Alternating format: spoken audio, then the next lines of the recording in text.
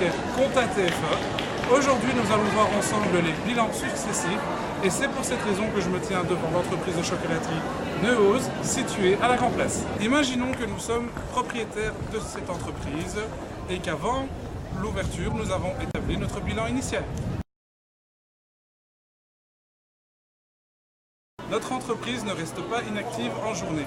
En effet, celle-ci connaît un nombre impressionnant d'activités engendrant des modifications dans notre bilan. Pour que la comptabilité de notre entreprise reflète la réalité, il faut tenir compte de ces modifications en établissant un nouveau bilan. Prenons par exemple l'achat d'un nouveau mobilier d'une valeur de 500 € auprès de l'un de nos fournisseurs que nous paierons dans un mois. Nous pouvons constater que deux postes du bilan doivent être modifiés. Le mobilier, un poste d'actif qui augmente de 500 € et les fournisseurs, un poste du passif qui augmente également de 500 €.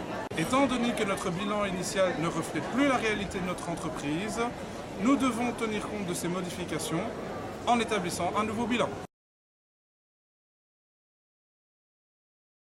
Après avoir établi notre nouveau bilan, nous pouvons constater que ces deux modifications permettent de conserver l'équilibre indispensable en comptabilité, à savoir l'équilibre entre l'actif et le passif. C'est la fin du deuxième module du logiciel Compta TFE. On se retrouve prochainement dans le troisième module.